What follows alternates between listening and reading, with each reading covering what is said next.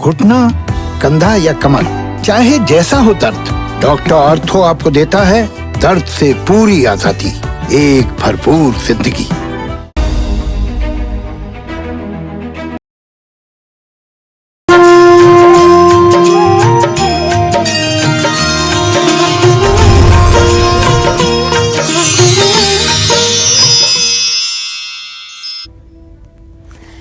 शुभ नवरात्रि जी, नमस्कार। आप देख रहे हैं नवरात्र स्पेशल की खास पेशकश।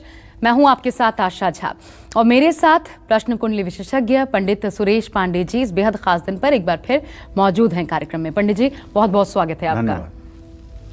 ये नवरात्रि चमत्कारी है, ये नवरात्रि पुण्यदायी है, ये नवरात्रि भाग्यशाली है। पूरे नवरात्र देखिए कालचक्र स्पेशल शुभ नवरात्रि। जी हाँ, कल से चैत्र नवरात्र की शुरुआत हो रही है और इस नवरात्र किस्मत चमकाने वाली है। ये नवरात्रि माला माल कर देने वाली है। ये नवरात्रि पाप मिटाने वाली है। ये नवरात्रि रोग भगाने वाली है। ये नवरात्रि और सुख संपदा दिलाने वाली है। ये नवरात्रि बस इसके लिए करनी होगी आपको सच्चे मन और मंगल मुहूर्त में मां अंबे की पूजा आराधना। इस नवरात्र के महा उपाय बना देंगे आपको माला माल और खोल देंगे आपकी किस्मत। ये जानने के लिए आप देखते रहिए नवरात्र स्पेशल कालचक्र। साथ ही अगर आपका बीच में कोई भी सवाल है, आप जैसा कि जानते हैं आप फोन लाइन खुल चुकी है, आप हमें फोन कर सकते हैं। नंबर नोट कर लीजिए, नीचे स्क्रीन पर लगातार ये नंबर फ्लैश भी होता है। नंबर है 012066524111। और अपनी चर्चा की शुरुआत करें उससे पहले आइए नजर आज के शुभ मुहूर्त पर डाल लेते हैं। पंडित जी, सबसे पहले शुभ मुहूर्त 12 अप्रैल 2021 दिन सोमवार। आज चैत्र कृष्ण पक्ष की अमावस्या तिथि सुबह 8 बजे तक थी और इस समय चैत्र शुक्ल पक्ष की प्रतिपदा तिथि शुरू हो चुकी है। रेवती नक्षत्र सुबह 11:30 तक रहेगा। इसके बाद अश्विनी नक्षत्र शुरू होगा। वैधृति योग दोपहर 2:28 तक रहेगा। इसके बाद विषुकुंभ योग शुरू होगा। आज सोमवती अमावस्या भी है और आज के कुछ अशुभ मुहूर्त भी हैं, जैसे राहु काल सुबह 7:30 बजे से 9 बजे तक, यमगंड काल सुबह 10:46 से 12:22 तक, गुलिक काल दोपहर 1:58 से 3:34 तक। इन समयों में ना तो किसी शुभ काम का शुभारंभ करें और ना ही यात्रा के लिए प्रस्थान करें। जय मां विंध्यवासिनी। हालांकि कल से नवरात्रि की शुरुआत हो रही है, लेकिन पंडित जी जैसा कि अभी शुभ मुहूर्त में देखा, आज भी दिन बहुत खास है। दिन खास है, लेकिन आज अमावस्या है। अच्छा। अमावस्या का मतलब कि उदया तिथि में अमावस्या है, तो आज जितने 12 बजे के बाद श्राद्ध वगैरह के कार्य हैं वो किए जाएंगे। अच्छा, ठीक है जी। और दान पुण्य का कार्य प्रातः काल किया जाएगा। लेकिन आज नवरात्र नहीं माना जाएगा, इसलिए कि प्रतिपदा मतलब अमावस्या वेदी प्रतिपदा कभी नहीं मानी जाती है। प्रतिपदा जब एक क्षण भी रहे तो उसी दिन प्रतिपदा मानी जाती है और कल प्रतिपदा दिन में 10:16 तक है, इसलिए नवरात्र का शुभारंभ कल से माना जाएगा। तो कल से नवरात्र की शुरुआत हो रही है और कल की तैयारी आज से। हर बार कालचक्र एक दिन पहले आपको हर एक उत्सव के पहले कार्यक्रम दिखाता है। कारण ये ताकि आप तैयारियां कर पाए। क्या इस नवरात्र आपको करना है? क्यों नवरात्र है ये खास? कौन से शुभ मुहूर्त में करनी है घट स्थापना? कौन से मंगल मुहूर्त में की गई पूजा दिलवाएगी आपको मां दुर्गा की असीम महाकृपा? आइए यही जानने की कोशिश करते हैं पंडित जी से। सबसे पहले तो पंडित जी, कल से जब शुरुआत हो रही है तो सबसे खास और सबसे बड़ी बात ये कि एक तो ये नवरात्र कितना खास होने वाला है और कितना महत्वपूर्ण ये 9 दिन रहने वाले हैं। पहली बात तो ये जानना एक लाइन में, ये नवरात्र भुक्ति मुक्ति प्रदायिनी है। भुक्ति मुक्ति प्रदायिनी है। भुक्ति माने भोग, अच्छा, ऐसो आराम विलासिता को देने वाली। मुक्ति मतलब मोक्ष। केवल शक्ति ही वह शक्ति है जो भोग करते हुए भी मोक्ष को देती है। भगवान राम कहते हैं, सबकर ममता ताग बटोरी, ममऊर बसई बांधी बर डोरी। सब कुछ का त्याग करके केवल मेरे श्री चरणों में अपना पूरा मन लगा दो तो मैं तुम्हें अपना लूंगा। भगवान कृष्ण कहते हैं सर्वान धर्मान परित्यज्य माम एकम शरणम व्रज। सभी अवलंब और आधार को त्याग करके सिर्फ तुम मुझको भज। ठीक है, लेकिन माता का क्या उद्घोषणा है? भुक्ति मुक्ति प्रदायिनी, भोग करो बेटा मोक्ष दे दूंगी। इसीलिए अगर भारतवर्ष में कम से कम देखा जाए तो शक्ति उपासकों की संख्या सबसे ज़्यादा है। जितना ज़्यादा संख्या शक्ति उपासकों की है, इतना दूसरे किसी उपासना में लगे हुए लोगों की नहीं है। अच्छा, तो ऐसे में कल से विक्रम संवत 2078 प्रारंभ हो रहा है। ये सनातन धर्म का वर्ष का प्रारंभिक प्रथम दिन है। और अगर हम ये गर्व से कहें कि कल हमारे साल का पहला दिन है तो कोई बुरा नहीं होगा, क्योंकि कल ही हमारे साल का पहला दिन होगा। चैत्र अमावस्या के बाद जब चंद्रमा मेष राशि पर और अश्विनी नक्षत्र में प्रारंभ होकर 15वें दिन चित्रा नक्षत्र में समाप्त होगा, तो चित्रा नक्षत्र के कारण इस माह का नाम चैत्र रखा गया है। इस पूर्णिमा को चित्रा नक्षत्र होता है, इसी का नाम चैत्र रखा गया है। इस बार माँ दुर्गा का आगमन घोड़े पर हो रहा है। माँ दुर्गा इस बार घोड़े पर सवार होकर के आ रही हैं। ऐसे में इस नवरात्रि में कई ग्रहों में भी परिवर्तन होने वाला है।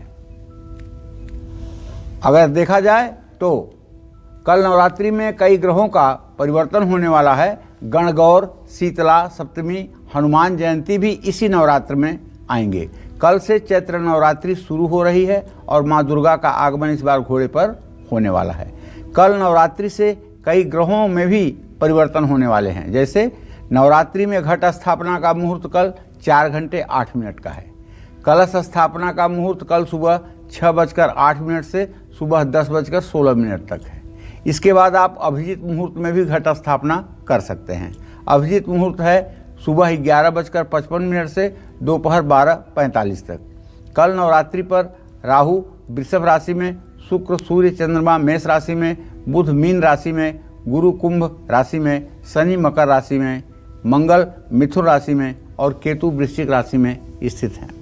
नवरात्रि के दौरान कुछ ग्रहों के परिवर्तन भी होगा। 14 अप्रैल को सूर्य मेष राशि में स्थान परिवर्तन करेंगे। मंगल 14 अप्रैल को मिथुन राशि में प्रवेश करेगा। 16 अप्रैल को बुध मीन राशि से मेष राशि में जाएंगे। इस बार चैत्र नवरात्रि में कई शुभ योग बन रहे हैं। ऐसे में रवि योग 15, 16, 18, 21 और 22 अप्रैल को रहेगा। सर्वार्थ सिद्धि योग 11, 13 और 14 अप्रैल को, और अमृत सिद्धि योग 13 अप्रैल को और त्रिपुष्कर योग 19 अप्रैल को है। जय मां विंध्यवासिनी। पंडित जी, घोड़े पर बैठकर मां का आगमन होने वाला है और हर बार जिस प्रकार से आगमन होता है उसका एक खास प्रभाव होता है विश्व पर, समाज पर। घोड़े पर बैठकर आना शुभ है या कैसा? बहुत शुभ है। घोड़े पर, हाथी पर माता अगर सवार होकर के आती हैं तो बहुत अच्छा होता है। घोड़े पर सवार होकर आने का मतलब माता के होता है कि देश में सुख संपदा बढ़ेगी, लेकिन शुरुआती दिनों में थोड़ी सी परेशानियां भी रहेंगी। घोड़े का अंत अच्छा होता है। शुरुआत में थोड़ी सी दिक्कत होती है, जैसे घोड़े को थोड़ा समय ट्रेनिंग देने में मुसीबत होती है, उसी तरह से घोड़े पर सवार माता लगभग 1 महीने तक उतना अच्छा, उतना पॉजिटिव नहीं करती हैं जितना करना चाहिए। और हाथी पर आई हुई माता तो पहले दिन से ही सब कुछ अच्छा कर देती हैं। अच्छा। तो जो लोग घोड़े पर आने वाली माता का सत्कार करेंगे, स्वागत करेंगे, अपने घर को साफ सुथरा रख करके माता के वास की कल्पना करेंगे, उनके घरों में तो मंगल ही मंगल होगा, इसमें कहाँ दो राय है। और जो महिलाएं श्रृंगार करके 9 दिन का व्रत करेंगी और माता की उपासना करेंगी, अपने परिवार के कल्याण के लिए माता से याचना करेंगी, निसंदेह उनके घर में सुख समृद्धि रहेगी ही रहेगी। कल व्रत का दिन भी खास है। व्रत कल से ही व्रत का दिन प्रारंभ हो रहा है। सामर्थ्य हो तो 9 दिनों का व्रत करना चाहिए। अगर न सामर्थ्य हो तो परिवार और अष्टमी का व्रत कर लेना चाहिए। मतलब पहला और अष्टमी। हाँ। और अगर व्रत करने का तरीका क्या हो पंडित जी? व्रत करने का तरीका ये है, व्रत का मतलब इंद्रिय संयम। जैसे आपकी इंद्रिय संयमित हो सकती है, कम खा करके इंद्रिय संयमित हो सकती है, कम खाइए, खा करके इंद्रिय संयमित हो सकती है तो खा लीजिए, क्योंकि मैं उपवास की बात नहीं कर रहा हूँ, व्रत की बात कर रहा हूँ। उपवास में भूखा रहा जाता है, लेकिन व्रत का मतलब होता है इंद्रिय संयम। तो व्रत करना है कि उपवास? व्रत उपवास दोनों करना है, व्रत उपवास दोनों करना है। जैसे सत्यनारायण भगवान की व्रत कथा होती है, वैसे ही इसमें व्रत उपवास दोनों करना है। तो महत्व एक ही है? एक ही महत्व नहीं, तब सोने पे सुहागा महत्व है, क्योंकि इस इंद्रियों को थोड़ा सा शिथिल करने के लिए थोड़ा खाद्य पदार्थ कम देने की आवश्यकता होती है, तब ये इंद्रियां शिथिल होती हैं। क्योंकि गीता में भगवान ने कहा है कि प्रजहाति यदा कामान सर्वान पार्थ मनोगतान आत्मन्नैव आत्मना तुष्टम स्थित प्रज्ञ तदोच्यते। कहने का आशय ये है कि आत्मा को आत्मा में ही अगर संतुष्ट किया जाए तभी तो जीवन साकार है। अगर इन इंद्रियों में आप इंद्रियों को सुख देने के लिए संतुष्टि देखने लगे तो आप भोग करेंगे और आप पतन के गर्क में जाएंगे और आप नष्ट हो जाएंगे। ठीक है, तो कुछ बातें कल के लिए भी हम छोड़ रहे हैं, कल आपको बहुत विस्तार से बताने वाले हैं, क्योंकि दान पुण्य इन चीज़ों का भी महत्व होता है। पूरा व्रत आपको कैसे करना है, कल भी नवरात्र है 9 दिनों तक, तो ऐसे में पंडित जी बहुत खास बहुत अनूठी जानकारी आपके सामने लेकर के कल भी उपस्थित होंगे। लेकिन कल की तैयारी कैसी हो, आज आपको क्या क्या तैयारी करनी है, यही बताने के लिए आज नवरात्र स्पेशल कालचक्र हम आपके लिए लेकर उपस्थित हुए हैं। आगे भी चर्चा जारी रखेंगे, लेकिन फिलहाल आइए राशियों का वक्त हो चला है, तो जल्दी से मेष राशि के जातकों को बताते हैं दिन का संपूर्ण राशिफल। कैसी रहेगी आपकी आर्थिक स्थिति, कामकाज, रिश्ते, सेहत पर कैसा रहेगा प्रभाव? हाँ पंडित जी, देखिए मेष राशि के जातकों को बताना चाहूंगा कि आपके राशि में अब शुक्र आ चुका है, आपके द्वितीय भाव में मंगल की स्थिति है। देखो मेरे भाई, ये शुक्र आपके जन्म कुंडली में होता है 7वें भाव का मालिक और दूसरे भाव का मालिक, और दूसरा 7वां भाव मारक स्थान कहा जाता है। जाया कुटुंब का अधिसौ मारक ऊपर कीर्तितौ। ऐसे में निवेश अगर कहीं करना है, पैसा लगाना है, तो सोच समझ कर लगाइएगा, कहीं ऐसा ना हो कि लालच में डूब जाएं। लाभ कम होगा। दोपहर के बाद कोई नया काम अगर आप हाथ में लेंगे तो ये अच्छा रहेगा। परिवार में सुख शांति का माहौल रहेगा, दोस्तों का साथ मिलेगा। बेचैनी और तनाव से बचने के लिए मेडिटेशन करें। किसी भी तरह के दस्तावेज संभाल कर रखें। शिवलिंग पर जल चढ़ाएं। शुभ अंक आपके लिए 1 होगा, शुभ रंग आपके लिए लाल होगा। जय मां विंध्यवासिनी। और अगर आप हैं वृषभ राशि के जातक, तो अब वक्त है आपका राशिफल जानने का। साथ ही आज वृषभ राशि के जातकों के लिए कैसी रहेगी आर्थिक स्थिति, कामकाज कैसा रहने वाला है, कौन सी चीजों पर आपको बेहद ध्यान देना है, साथ ही क्या है आज के लिए शुभ उपाय, शुभ अंक और शुभ रंग, आइए अब ये जान लेते हैं।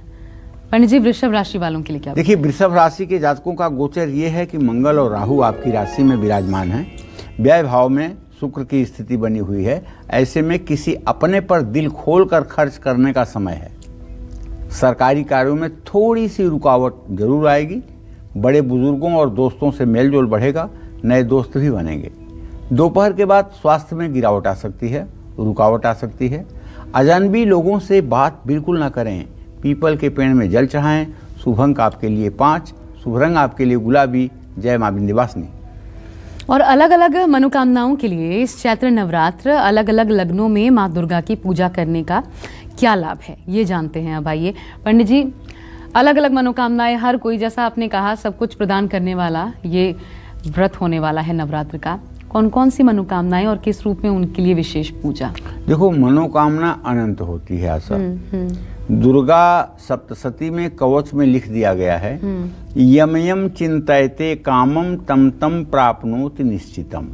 सारी बात को एक लाइन में खत्म किया गया है कि जिन जिन चीजों की आप अपने मन में कल्पना करेंगे वो सारी मनोकामनाएं आपकी पूरी होंगी। चाहे आपको हाथी चाहिए और चाहे आपको महल चाहिए, चाहे आपको पानी वाला जहाज चाहिए और चाहे आपको कोई इतना बड़ा पद चाहिए जहां से आप पूरी दुनिया में दिख सकें। बस कामना आपको करनी है। आप कहोगे तो बड़ा आसान है, कामना लोग कर सकते हैं कि मुझे इतना बड़ा होना है, कर्म ना करें कामना करें। लेकिन मैं दावे के साथ कह सकता हूं, कामना के लोग कंजूस होते हैं। 90% आपसे ये कहने वाले लोग मिलेंगे कि मुझे बहुत वैभव नहीं चाहिए, मुझे बहुत धन नहीं चाहिए, मुझे तो बस ऐसा चाहिए कि मेरी जिंदगी की गाड़ी ठीक से चलती रहे। 90% ऐसा कहने वाले लोग मिलेंगे। और 5% आपको ये कहने वाले लोग मिलेंगे, मुझे तो अपने लिए कुछ नहीं चाहिए भगवान से, लेकिन जो देखता हूँ ना सड़कों पर गरीबों को, अस्पतालों के सामने परेशान लोगों को, उनके लिए मुझे कुछ करने की इच्छा है, उनके लिए मुझे कुछ चाहिए। मतलब भगवान भंडार भर दें और इनको कह दें कि अब तुम मालिक हो भैया, तुम लो चाबी। तो 5% लोग ऐसे होते हैं जिन्हें अपने मन के अनुकूल और अपनी योग्यता के अनुकूल चाहिए। देखिए, अब स्थिर लग्न की बात कर रहा हूँ। स्थिर लग्न बहुत महत्वपूर्ण होती है। जैसे वृषभ राशि, सिंह राशि, वृश्चिक राशि और कुंभ राशि, ये 4 लग्न स्थिर लग्न कहलाते हैं। शुभ कार्य हो, पूजा पाठ हो, उसमें ये लग्न होना जरूरी है, स्थिर लग्न इसको कहते हैं। कल वृषभ लग्न में दुर्गा माँ की पूजा करने से शक्ति की कृपा प्राप्त होगी, कुंडली में शुक्र और बलशाली हो जाएगा, जीवन में सुख समृद्धि का वास होगा। और वृषभ लग्न कल 8:02 से 10:04 तक है। अब मैं आपको बताने वाला हूँ कि कर्ज और रोग से मुक्ति के लिए कल आपको माँ दुर्गा की उपासना किस योग में करनी चाहिए। कर्ज और रोग से मुक्ति के लिए कल वृश्चिक लग्न में माँ की पूजा आराधना करिएगा। कल रात 8:36 से 10:48 तक ये है। जो लोग सरकारी नौकरी पाना चाहते हैं, पिता की अच्छी सेहत की कामना के लिए और पैतृक संपत्ति का सुख पाने के लिए सिंह लग्न में माँ दुर्गा की उपासना करें। सिंह लग्न कल दोपहर 2:25 से 4:28 तक है। कुछ द्विस्वभाव वाले लग्न भी होते हैं, जैसे मिथुन, कन्या, धनु और मीन, जिनमें पूजा करना स्थिर लग्न जितना ही शुभ फलदायी होता है। तो द्विस्वभाव लग्न है मिथुन, कन्या, मीन और धनु। अगर शादी नहीं हो रही है, वैवाहिक जीवन में कलेश है, तो कल मिथुन लग्न में माँ दुर्गा की उपासना आपको जरूर करना चाहिए। मिथुन लग्न कल सुबह 10:04 से 12:16 तक है। कन्या लग्न में माँ दुर्गा की उपासना उन लोगों को करनी चाहिए जिनकी अभी अभी शादी हुई है, जिन लोगों को संतान सुख नहीं है, जो लोग नया कारोबार शुरू करना चाहते हैं, वो भी कन्या लग्न में माँ दुर्गा की अपने घर में पूजा उपासना करें। कन्या लग्न कल दोपहर 4:28 से 6:29 तक है। मीन लग्न में माँ दुर्गा की पूजा करने से बच्चों के जीवन में सुख शांति रहती है, कफ, वात और पित्त से होने वाली रोगों में आराम मिलता है। और कल मीन लग्न 6:14 सुबह से है। इसमें माँ लक्ष्मी की कृपा प्राप्त करने के लिए कारोबारी धनु लग्न में माँ अम्बे की उपासना करें। धनु लग्न 10:48 से 12:55 तक है। चर लग्न में कभी भी माँ दुर्गा की उपासना या कोई शुभ कार्य नहीं करना चाहिए। चर लग्न है मेष, मकर, कर्क और तुला। और अब चलिए बढ़ते हैं आगे, और अब जल्दी से बात मिथुन राशि के जातकों की कर लेते हैं। आगे भी नवरात्र स्पेशल में कुछ खास जानकारियां आपको पंडित जी देते रहेंगे, लेकिन अभी पंडित जी, मिथुन राशि वालों के लिए आज दिन कैसा रहेगा? देखो, मिथुन राशि का गोचर इस नवरात्र में ये शुरू होने वाला है कि चंद्रमा की स्थिति अभी तो मीन राशि में है, लेकिन कुछ घंटों के अंदर ये मेष राशि में चंद्रमा शुक्र के साथ गोचर करना शुरू करेगा। तो आज मिथुन राशि के जातकों को कहीं न कहीं से उनका रुका हुआ पेमेंट मिलने की संभावना है, और पेमेंट मिलने से नवरात्र आपका बहुत सुखमय हो जाएगा। आपके कारोबार में वृद्धि का योग बना हुआ है, काम में सफलता भी मिलेगी, दोस्तों के साथ घूमने का भी अवसर मिलेगा। बुखार या खांसी जुकाम हो सकता है, कोई गलत काम ना करें वरना बड़े विवाद में फंस जाएंगे। चांदी की कोई चीज़ अपने पास रखें। शुभ अंक आपके लिए 6 है, शुभ रंग आपके लिए हरा है। जय मां विंध्यवासिनी। और कर्क राशि वालों का आज कैसा बीतेगा दिन, कैसे आपके सभी काम बनेंगे, किन उपायों के साथ? पंडित जी, कर्क राशि वालों के लिए उपाय क्या है? देखिए, कर्क राशि का गोचर तो ये है आशा कि सूर्य, चंद्रमा और बुध तीनों भाग्य स्थान में गोचर कर रहे हैं, और अभी कुछ देर तक चंद्रमा गोचर करता रहेगा, और वो कर्क राशि का स्वामी है। ऐसे में अगर देखा जाए तो मीन के नवांश में भी बृहस्पति है, तो कारोबारियों को तो रुका हुआ पेमेंट मिलना ही मिलना है। जो व्यवसायी हैं, अगर उनका कहीं पेमेंट रुका हुआ है, और उसमें परेशानी हो रही है, वो पेमेंट मिलने का योग बना हुआ है। किसी भी काम में अगर आपका भाग्य साथ नहीं दे रहा है तो आपको धैर्य रखना चाहिए, भगवती दुर्गा की आराधना करनी चाहिए। आज के बाद कल से आपका अच्छा होना शुरू हो जाएगा। बच्चों को लेकर के परेशानी बढ़ सकती है, उनके एडमिशन को लेकर के, उनके सेहत को लेकर के, इसलिए आलस्य बढ़ेगा, पेट में दर्द की शिकायत हो सकती है। किसी के साथ भेदभाव बिल्कुल ना करें, संयम बरतें। चंदन का तिलक माथे पर लगाएं। शुभ अंक आपके लिए 9 है, शुभ रंग आपके लिए नारंगी है। जय मां विंध्यवासिनी। कल से चैत्र नवरात्र शुरू हो रहे हैं और ऐसे में पंडित सुरेश पांडे जी आपको नवरात्र से जुड़ी सबसे सही, सटीक और असरदार जानकारियां दे रहे हैं आज कार्यक्रम में। अपनी चर्चा को चलिए अब आगे बढ़ाते हैं, बात करते हैं फूलों की। अलग अलग देवियों को अलग अलग फूल अर्पित करने से आपको क्या लाभ मिलेगा, साथ ही इस नवरात्र देवी पूजन में कैसे फूल बिल्कुल ना चढ़ाएं, किन प्रकार के फूलों को चढ़ाना शुभ नहीं माना जाता है, पंडित जी से ये जान लेते हैं। पंडित जी, क्योंकि अलग अलग रूप माँ के, और किस रूप को कौन सा फूल पसंद है? देखिए, अलग अलग देवियों को अलग अलग प्रकार के अगर पुष्प अर्पित किए जाएं तो उससे अलग अलग मनोकामना भी पूरी होती है। जैसे माँ दुर्गा को मोगरा, गुड़हल, बेला का फूल अर्पित करें। जानते हैं, इसमें गुड़हल जो है, इसकी कली जब पेड़ में लगी हो और फूल न बनी हो तभी आप इसको तोड़ लीजिए और इसकी माला बना लीजिए। 27 फूलों की माला बनाइए या 108 फूलों की माला बनाइए और किसी प्राण प्रतिष्ठित मूर्ति में ये माला लगा दीजिए। आप देखिएगा 2 घंटे बाद वो पूरी माला, जो आपको एक डोरी दिख रही थी, वो पूरी फूलों से सुसज्जित माला हो जाएगी। और जब माँ के ऊपर वो फूल खिलेंगे तो आप समझ लीजिए कि आपका दरिद्र क्षण भर में दूर हो जाएगा। माँ लक्ष्मी को गुलाब का फूल भी बहुत प्रिय है, कमल का फूल तो कुछ पूछना ही नहीं है, और माँ शारदा को, सरस्वती को रात रानी का फूल अर्पित करें। माँ महाकाली को कनेर या गुड़हल का फूल अर्पित करें। रेणुका माता को बकुल का फूल अर्पित करें। माँ वैष्णो देवी को रजनीगंधा का फूल अर्पित करें। माँ विंध्यवासिनी को कमल का फूल अर्पित करें और माँ भवानी को केवड़ा, बिल्वपत्र, कदम्ब, अमलतास या कमर के फूल अर्पित करें। श्री अम्बा माता को पारिजात का फूल अर्पित करें और माँ सरस्वती को स्वस्तिक फूल अर्पित करें। सफ़ेद गुलाब अर्पित करें, सफ़ेद कनेर अर्पित करें, पीले गेंदे के फूल अर्पित करें।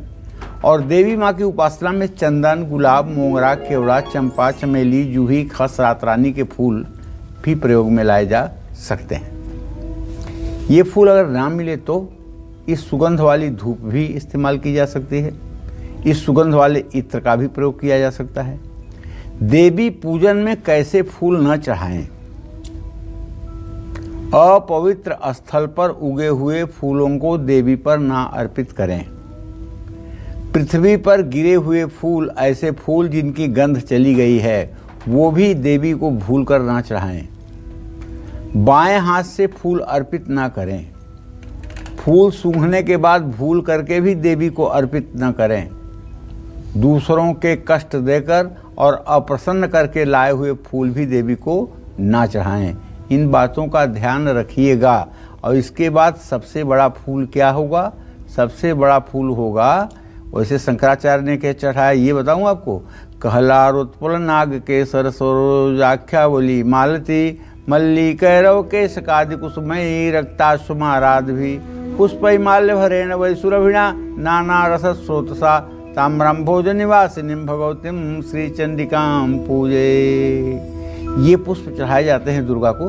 तो अब सबसे उत्तम उच्च कोटि का कौन सा फूल आप चढ़ाएंगे जिससे माँ एक बार में ही आपके ऊपर अपना सारा आशीर्वाद दे देगी? वो फूल है कमल का फूल। और प्रत्यक्ष कमल का फूल नहीं, वो मानसिक कमल का फूल। दुर्गा जी के सामने बैठकर दोनों हाथों को फैलाओ और आवाहन करो कि आपके हाथ में एक सोने का फूल आ रहा है जिसका रंग सुनहला है, 8 पंखुड़ियों वाला। ये कमल का फूल आपके हाथ में अत्यंत शोभायमान हो रहा है और सामने कमल वासिनी माँ महालक्ष्मी के श्री चरण दिखाई दे रहे हैं। उन्हीं श्री चरणों में ये पुष्प ले जाकर के आप अर्पित कर रहे हैं। अगर मानसिक पूजा का एक पुष्प आपने भगवती के श्री चरणों में अर्पित कर दिया तो मैं दावे के साथ कह सकता हूं कि आपकी पूजा साकार हो गई। बहुत ज़्यादा टंट घंट करने से, बहुत ज़्यादा दिखावा करने से, भगवती भाव की भूखी हैं। भगवती भाव की भूखी हैं, क्रियाग्राही नहीं हैं, भावग्राही हैं। भाव ही विद्यते देवा, और भावना में ही देवताओं का वास होता है। इसलिए एक फूल रोज कमल का, और वो भी सोने का 8 पंखुड़ियों वाला, माँ दुर्गा के श्री चरणों में जरूर अर्पित कीजिएगा। और चाहे जो जितना आप ज़्यादा कर, देखिए ज़्यादा तो करना चाहिए। ज़्यादा क्यों करना चाहिए? भगवान कृष्ण ने अर्जुन को बहुत उपदेश दिया, तो अर्जुन काफ़ी कंफ्यूज हो गए। तो अर्जुन ने भगवान से पूछा कि हे भगवान, जो लोग आपको परम श्रद्धा से आपके साकार स्वरूप का, आपके मूर्ति का, आपके साकार स्वरूप का, आपके रूप का चिंतन करते हैं, वो लोग आपके लिए ज़्यादा अच्छे हैं कि वो लोग ज़्यादा अच्छे हैं जो आपके निराकार ओंकार स्वरूप की उपासना करते हैं, वो आपके लिए ज़्यादा प्रिय है? तो भगवान कहते हैं कि देखो, श्रद्धया पर्योपेतास्ते युक्त तमामता, जो लोग श्रद्धा से मुझे साकार रूप से पूजते हैं उनको मैं योग्य भेदता मानता हूं, और जो लोग मुझे निराकार रूप में पूजते हैं, अव्यक्त रूप में पूजते हैं, उनका मार्ग कठिन है। लेकिन ऐसा नहीं है कि वो अच्छा नहीं है। तो आप साकार रूप में ही भगवती की उपासना करते हुए, और सुंदर कमल का फूल, एक कमल का फूल तो बनता है क्षमा प्रार्थना करने के बाद माँ के चरणों में अर्पित करने के लिए। आप देख लीजिएगा, आपका व्रत भी सफल हो जाएगा, आपकी मनोकामना भी पूरी हो जाएगी। और अगर आपको ये लगता है कि आप इतनी पूजा उपासना करते हैं, इसके बाद भी आपकी स्थिति नहीं बदल रही है, परेशानियां जहां की तहां खड़ी हैं, रास्ता नहीं दिख रहा है, तो इस नवरात्र शुरू करिए माँ को एक कमल का फूल चढ़ाना, और 365 दिन मन में कमल के फूल की कल्पना करके माँ के श्री चरणों में अर्पित करना शुरू करिए। आपका जीवन बदलेगा। हम आगे भी ये बेहद खूबसूरत चर्चा जारी रखेंगे, लेकिन उससे पहले राशियों का वक्त है एक बार फिर। तो आइए अब सिंह राशि के जातकों को बताते हैं दिन का राशिफल आज कैसा रहेगा, आपका पूरा दिन कैसे बनेंगे इनके काम। पंडित जी, सिंह राशि वालों, देखिए, सिंह राशि के जातकों को बताऊं कि आपके इस समय सप्तम भाव में बृहस्पति आपके राशि पर गोचर में दृष्टि दे रहा है। अचानक धन लाभ होने की संभावना तो बन गई है, क्योंकि आपके धनेश बुध अपने धन भाव को देख रहे हैं। कामकाज शुरू करने के लिए दिन अच्छा है, इसमें भी कोई डाउट नहीं है। हाँ, एक बात जरूर कहना चाहूँगा कि आपके पंचम भाव में बृहस्पति का घर है धनु, और उसका स्वामी बृहस्पति इस समय सप्तम भाव में है। इसलिए बच्चों की हर जिद को पूरा करना बुद्धिमानी नहीं होगी। उन्हें समझा करके आप रोक भी सकते हैं। स्वास्थ्य की अनदेखी ना करें और ज़्यादा एक्सरसाइज ना करें। अविचारी और अनैतिक कदम ना उठाएं। किसी ज़रूरतमंद की मदद करें, भूखे को भोजन कराएं। शुभ अंक आपके लिए 3 होगा, शुभ रंग आपके लिए क्रीम होगा। जय मां विंध्यवासिनी। और अगर आप हैं कन्या राशि के जातक तो चलिए अब आपको बताते हैं दिन का आपका राशिफल। आज आपकी आर्थिक स्थिति कैसी रहेगी, कामकाज, रिश्ते और सेहत पर कैसा रहेगा प्रभाव। साथ ही आज क्या है आपके लिए शुभ उपाय, शुभ अंक और शुभ रंग। पंडित जी, कन्या राशि के जातकों को बताना चाहूंगा कि अभी अभी बुध, चंद्रमा, सूर्य की दृष्टि आपके राशि पर पूर्ण रूपेण बन रही है। आपके पंचम भाव में शनि और भाग्य स्थान में मंगल राहु के साथ गोचर कर रहा है। एक बात तो आपके लिए बहुत ही पॉजिटिव है, वो ये कि अगर आप व्यवसायी हैं तो आपका रुका हुआ पैसा मिल जाएगा। अचानक धन लाभ की स्थिति बनेगी, आपकी टेंशन खत्म हो जाएगी। नई साझेदारी के लिए समय अच्छा है, घर का माहौल भी अच्छा रहेगा और माँ का सहयोग और आशीर्वाद भी आपके साथ रहेगा। दोपहर के बाद जब ये चंद्रमा गोचर बदलेगा तो थोड़ी सी सेहत में गिरावट आएगी। किसी भी चीज़ के बारे में ज़्यादा न सोचिए, वरना तनाव बढ़ेगा। माँ लक्ष्मी को गुलाब का फूल अर्पित करें। शुभ अंक आपके लिए 8 होगा, शुभ रंग आपके लिए हरा होगा। जय मां विंध्यवासिनी। और पंडित जी, अभी क्योंकि एक प्रश्न दर्शक का आया है, जो लोग लाइव देख रहे हैं उनमें से, क्या शायद प्रश्न उनका ऐसा हो क्योंकि अधूरा है, वो ये पूछना चाह रहे हैं कि हल्दी का प्रयोग किया जा सकता है खाने में, शायद बिना नमक के अगर वो बनाए तो क्या उसमें हल्दी डाला जा सकता है? डाला जा सकता है, लेकिन हल्दी डालना नहीं चाहिए। पूजा उपासना के कार्यक्रम में हल्दी जो है डालना नहीं चाहिए, लेकिन अगर हल्दी डालते हैं तो कोई दोष नहीं है। अच्छा, हल्दी का प्रयोग होता है तो कोई दोष नहीं है, दूसरे किसी मसाले का उपयोग नहीं होना चाहिए। ठीक है, अब चलिए बढ़ते हैं आगे। और नवरात्र के पहले, दूसरे, तीसरे और चौथे दिन आपका किस दिशा की ओर मुख करके माँ दुर्गा की उपासना बहुत महत्वपूर्ण है। पंडित जी, हमेशा तो आप बताते हैं पूर्व दिशा की ओर मुंह करके पूजा करनी चाहिए, लेकिन अलग अलग रूपों में किस किस दिशा की पूजा शुभ है? देखिए, जिस देवी की जो दिशा होगी तो वो देवी उसी दिशा में स्थित होगी, और जब उस दिशा में स्थित होगी तो देवी की तरफ जब आप अपना चेहरा करेंगे तो आपका डायरेक्शन बदलेगा। ठीक है ना? तो इस तरह से हमारी 9 दुर्गा हैं।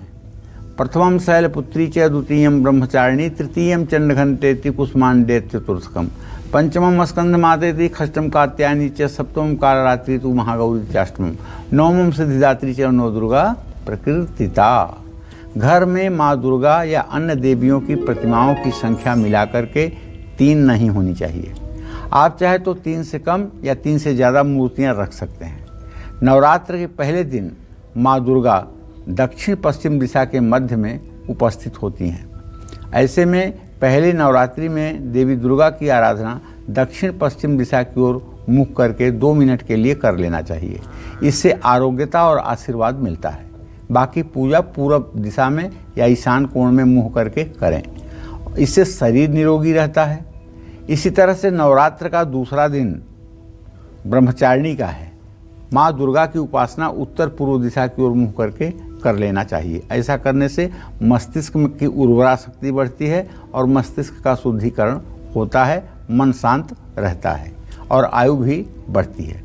नवरात्र के तीसरे दिन जो चंद्रघंटा माँ का दिन है, माँ दुर्गा की पूजा दक्षिण पूर्व दिशा की ओर मुँह करके करना चाहिए। ऐसा करने से हर दुख से मुक्ति मिलती है। नवरात्रि के चौथे दिन माँ दुर्गा की उपासना उत्तर पश्चिम दिशा की ओर मुँह करके करनी चाहिए। ऐसा करने से घर में धन और अन्न की कभी कोई कमी नहीं रहती है। पूजा करने वालों को लंबी आयु, यश, बल और आरोग्यता प्राप्त हो, बुद्धि का विकास हो तो और निर्णय करने की शक्ति बढ़े, तो इन सब चीज़ों को देखते हुए भगवती की उपासना करें। देखिए, मैं अपने सभी दर्शकों से एक बात कहना चाहता हूँ। कर्मकांड जो है दुधारी तलवार है। सीधी चलती है तो दुश्मन को मारती है, उल्टी चलती है तो अपना ही गला काटती है। जैसे अज्ञानी सब हो सकते हैं, ऐसा नहीं है कि सब कोई पूर्ण है, लेकिन अपूर्णता कोई बुरी बात नहीं है, न सीखना बुरी बात है। जैसे आप कवच का पाठ अक्सर करते हैं, कवच का मंत्र आपको याद हो जाता है। कभी आप हवन कर रहे हैं तो कवच के मंत्रों को भी बोलकर आपने हवन कर दिया, तो ये सर्वनाश का संकेत है। अंधकासुर ने कवच से हवन किया था, उसका पूरा कुल नष्ट हो गया। कभी भूल करके कवच के एक मंत्र से कोई भी दर्शक हवन न करें, ये मेरा आप लोगों से आग्रह है, निवेदन है। दूसरी बात, इन नवरात्रों में कभी छोटी कन्याओं को ना तो डांटें, ना गुस्सा करें और ना उन्हें तिरस्कृत करें। ये बात भी ध्यान रखने योग्य है। और स्वयं, चाहे आपकी पत्नी हो, चाहे माँ हो, चाहे बहन हो, सबके प्रति आपके दृष्टिकोण सरल और सहज होने चाहिए।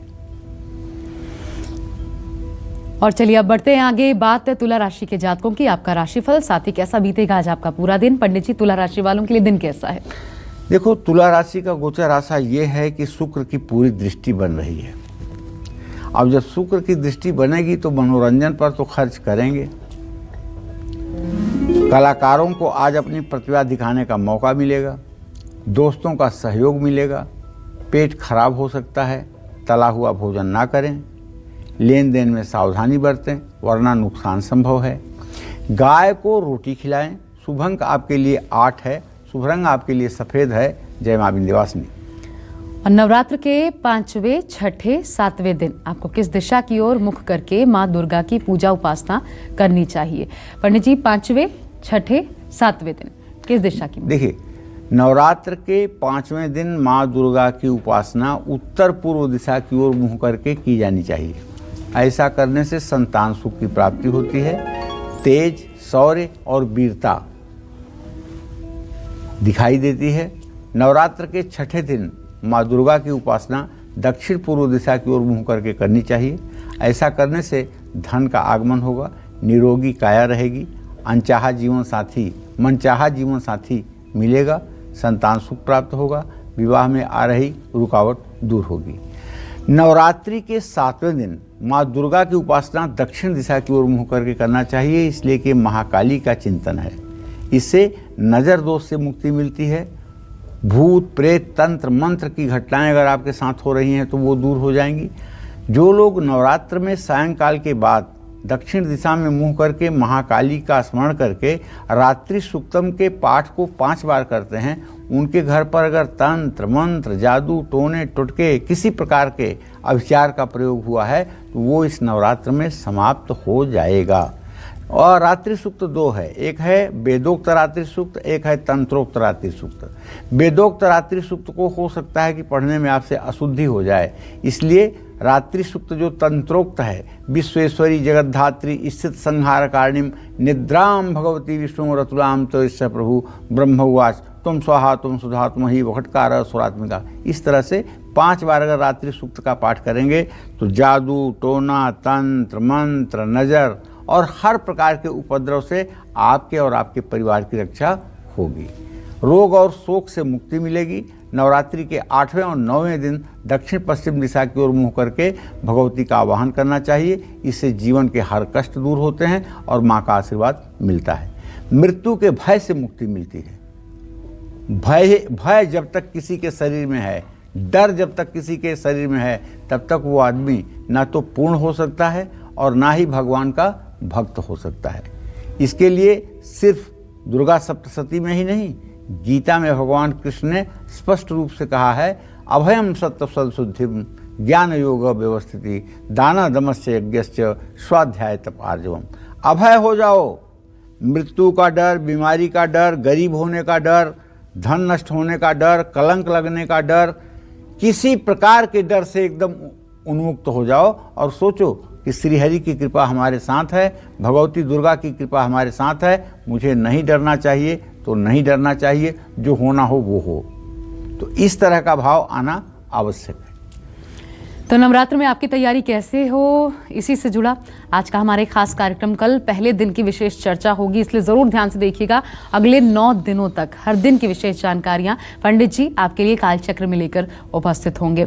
अब पंडित जी, वृश्चिक राशि वाले जातकों के दिन का हाल बता दीजिए। देखिए, वृश्चिक राशि में केतु की स्थिति है, मंगल राहु की दृष्टि है और संतान भाव में चंद्रमा बुध सूर्य के साथ गोचर कर रहा है, लेकिन रोग स्थान में शुक्र की स्थिति है। तो ऐसे में कुल मिलाकर ये कहूँगा कि शेयर बाजार में लाभ हो सकता है, प्रतिस्पर्धा में विजय मिलेगी, लेकिन एकाग्रता से हर काम करें। घर की महिलाओं का विशेष ध्यान रखें, संभल कर बात करें। परिवार में किसी की सेहत बिगड़ सकती है। कानूनी मामलों में फंस सकते हैं, ध्यान रखिएगा। काले चने, काली उड़द या काले कपड़े दान करिएगा। शुभ अंक आपके लिए 3 होगा, शुभ रंग आपके लिए लाल होगा। जय मां विंध्यवासिनी। और आइए बात करते हैं धनु राशि के जातकों की। क्या कहता है धनु राशि वालों का आज राशिफल, कैसा रहेगा धनु राशि वालों का पूरा दिन? पंडित जी, धनु राशि। चलिए, धनु राशि के जातकों को बताना चाहूँगा कि आपका राशि स्वामी बृहस्पति इस समय आपके राशि से 3य भाव में कुंभ राशि में गोचर कर रहा है। 1 अंश 9 कला पर पहुँच चुका है। धनहानि की संभावना बनी हुई है भाई, क्योंकि आपके 12वें घर में केतु है और मंगल की दृष्टि है। पैसे का नुकसान हो सकता है, पैसा चोरी हो सकता है, दूसरी चाबी कुंजी लगा करके आपका ताला खोल करके धन नुकसान किया जा सकता है। तो दोपहर के बाद क्रिएटिव कार्यों में आपकी रुचि बढ़ेगी। घर में अशांति का माहौल आपकी चिंता बढ़ाएगा। स्वास्थ्य बिगड़ सकता है, जल्दबाजी में कोई काम ना करें। शुभ उपाय आपके लिए है, किसी ज़रूरतमंद को कपड़ा दान करें। शुभ अंक आपके लिए 9 होगा, शुभ रंग आपके लिए केसरिया होगा। जय मां विंध्यवासिनी। और अगर आप मकर राशि के जातक हैं तो आज आपका भाग्य आपके लिए कितना मजबूत है पंडित जी? क्या कहती है ग्रहों की चाल? देखो, मकर राशि में तो शनिदेव की स्थिति बनी हुई है, द्वितीय भाव में बृहस्पति, तृतीय भाव में चंद्र, सूर्य, बुध की स्थिति, चौथे भाव में शुक्र की स्थिति। कुल मिलाकर के बड़ा मुनाफा होने वाला है। प्रतिस्पर्धा अगर है और लापरवाही हुई तो हार सकते हैं। कार्य क्षेत्र में मान सम्मान बढ़ेगा, जीवन साथी से मधुर संबंध बनेंगे, भाई या किसी करीबी से भी मेलजोल बढ़ेगा। दोपहर के बाद दुर्घटना की संभावना है। प्रॉपर्टी और गाड़ी के पेपर्स को संभाल कर रखिएगा। कुत्ते को रोटी खिलाइएगा। शुभ अंक आपके लिए 6 होगा। शुभ रंग आपके लिए नारंगी होगा। जय मां विंध्यवासिनी। और मकर के बाद अब कुंभ राशि के जातकों के लिए आइए जानते हैं आपके दिन का पूरा हाल, कैसे बनेंगे आपके काम, आपका भाग्य कितना मजबूत और किन उपायों के साथ पंडित जी। देखिए, कुंभ राशि के जातकों को बताना चाहूँगा कि आपके राशि में बृहस्पति की स्थिति है, व्यय भाव में शनि बैठा हुआ है। खर्चों पर कंट्रोल करो, वाहवाही में खर्चा करके बर्बाद हो जाओगे। काम में सफलता मिलेगी, क्रिएटिव कार्यों में रुचि बढ़ेगी, परिवार में सुख शांति का माहौल रहेगा। महिलाओं की सेहत पर बुरा असर पड़ सकता है, सोच समझ कर बोलें वरना विवाद हो सकता है। अपने इष्ट देव की उपासना करें। शुभ अंक आपके लिए 5 होगा। शुभ रंग आपके लिए आसमानी होगा। जय मां विंध्यवासिनी। और इस नवरात्र मां अम्बे की कृपा पाने के लिए आपको कौन से नियम जरूर अपनाने चाहिए पंडित जी? कौन सा नियम सबसे खास? सबसे खास नियम है भैया कि नवरात्रि में मांसाहार का सेवन नहीं करना चाहिए। लेकिन जो कौलिक हैं, महाकाली के उपासक हैं, उनके लिए ये प्रतिबंध नहीं लागू होता है। दुर्गा सप्तशती के मूर्ति रहस्य में भी इस विषय में निर्देश है कि तामसिक भोजन का सेवन करने से बचना चाहिए। लेकिन उसमें एक उल्लेख हो रहा है, मतलब ब्राह्मण बिना तामसी पूजा कर सकते हैं लेकिन ब्राह्मण नहीं कर सकते हैं, ऐसा आया है। साधना करने में बाधक होता है तामसी भोजन और मन को बेचैन करता है तामसी भोजन। आलस्य, निद्रा, प्रमाद को बढ़ाता है तामसी भोजन। यातयामम गतरसम पूत परियुष्टम च यत उच्छिष्टम चामेध्यम भोजन तामस प्रिय। जिस भोजन को करने से आलस्य बढ़े, निद्रा बढ़े, तनाव की स्थिति हो, वो भोजन तामसी ही कहलाता है। और मन में तमाम प्रकार के तामसी विचार आते हैं। नवरात्रि में सत्वगुण बढ़ाना जरूरी है। राहु केतु का आधिपत्य लहसुन और प्याज पर होने के कारण नवरात्रि में इनका भी त्याग करना चाहिए। नवरात्रि में मूली खाने से भी परहेज करना चाहिए। मूली राहु ग्रह से संबंधित है, इसका सेवन करने से रजोगुण तमोगुण में वृद्धि होती है। नवरात्रि के भोजन में हींग का प्रयोग भी नहीं करना चाहिए। हींग उत्तेजना वर्धक है और इसका प्रयोग भी न करें। नवरात्रि में बासी भोजन खाने से भी बचना चाहिए। देवी भागवत में लिखा हुआ है कि ऐसा भोजन करने से मन की पवित्रता कम हो जाती है और सेहत को नुकसान होता है। माँ दुर्गा की उपासना में चमड़े का बेल्ट, चमड़े का वॉलेट या चमड़े का कोई भी वस्तु छू करके पूजा नहीं करनी चाहिए। और अगर किसी मंदिर में जा रहे हैं और आपके पास चमड़े का वॉलेट या चमड़े का बेल्ट लगा हुआ है या चमड़े का जूता पहने हुए हैं, उसे निकाल करके हाथ पैर धो करके फिर आप मंदिर में जाएं। चलिए, और अब इस नियम के बाद बात मीन राशि वाले जातकों की। कैसे बनेंगे आज मीन राशि के जातकों के सभी काम, आज आपका भाग्य कितना मजबूत पंडित जी मीन राशि के लिए? सूर्य, चंद्रमा और बुध इस समय मीन राशि में गोचर कर रहे हैं आशा, और द्वितीय भाव में शुक्र है। तो आर्थिक स्थिति तो खर्चा बढ़ाएगी।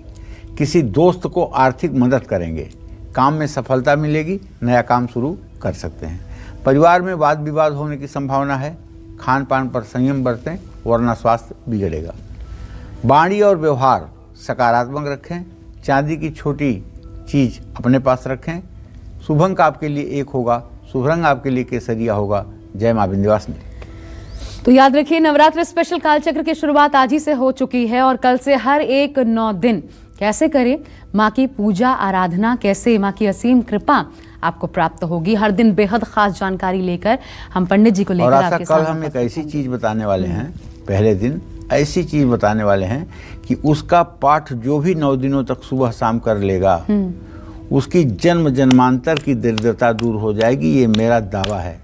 अगर आप उस पाठ को सुबह शाम कर लेंगे और उस तरह के प्रयोग करेंगे जैसा प्रयोग कल मैं बताऊंगा, तो निसंदेह आप धरती पर असंभव से असंभव कार्यों को पूरा कर पाएंगे।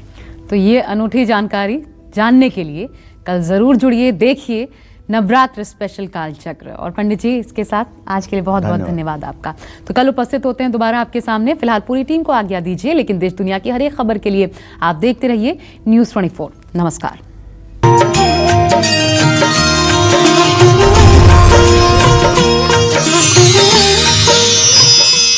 खास जड़ी बूटियों से बना पेट सफा आयुर्वेदिक चूर्ण आज ही ले आएं। पेट सफा पहली रात से ही असर दिखाता है और इसकी आदत भी नहीं पड़ती। पेट सफा, हर रोग दफा।